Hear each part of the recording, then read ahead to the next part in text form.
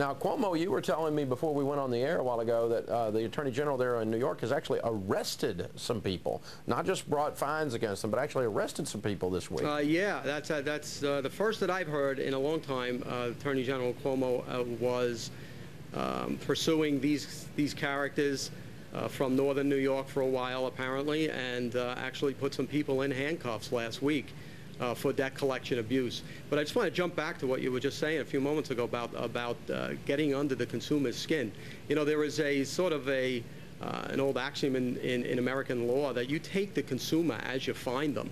Or you take the victim as you find them, I should say.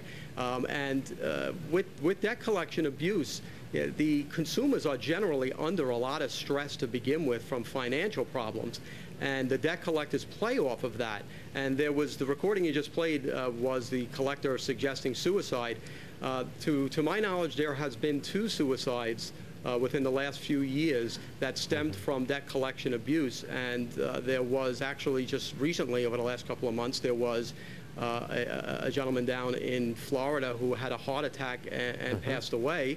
And then there is a third story that came out of London a few months ago, a god-awful story about a debt collector who pushed a single mom so far. She was obviously emotionally disturbed to some degree beforehand, that she actually drowned her 11-year-old son.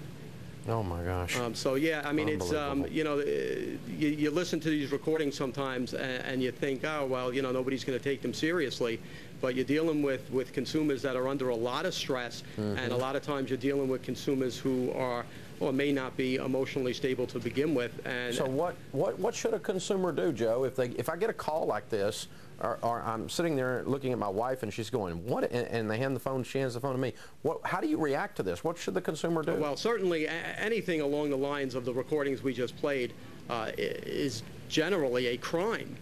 So the first thing that I would do if I was ever the victim like that is I'd call the police. I would at least document the call with a law enforcement authority, and then I would get a consumer attorney who is used to handling debt collection abuse cases.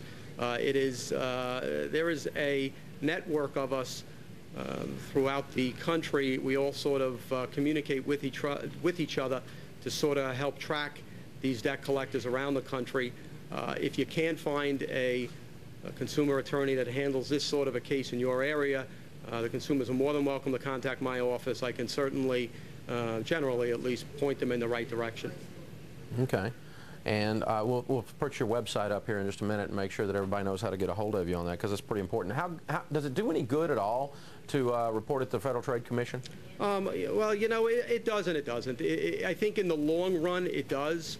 I think that the Federal Trade Commission compiles, if they compile enough information about a particular agency, it seems to me that at that point they may pursue something. I think on an individual basis, however, I think that a consumer is better served to seek out an attorney in his area, his or her area, I should say. And if you can hit the memo button on your answering machine and record these calls, just go ahead and pick that up so you've got that. You pretty much own them once you've done that, don't you? Well, I mean, there are specific laws about taping, and those laws are specific to the individual state. If the consumer is aware that they are permitted to record phone calls from that particular debt collector, sure, it's a great thing to have. You drop that tape on an attorney, it is going to make their case significantly easier to prove.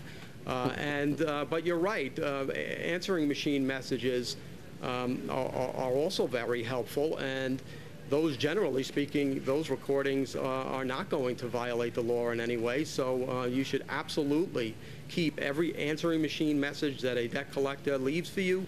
You should keep every scrap of paper that a debt collector sends to you. You should document everything the best you can. You should compile witnesses. You should seek out any law enforcement agency that will listen to your story, and you should pursue the case civilly if you think you have a claim. Absolutely. and shut them down. And not only that, but there's punitive damages come out of these things.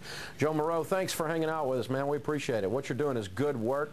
And folks, if you want more information, be sure to check out his website. It's Joseph Mauro, Esquire, SESQ.com. And Joe, again, thanks for being with us, man. Thanks for having me, Dave.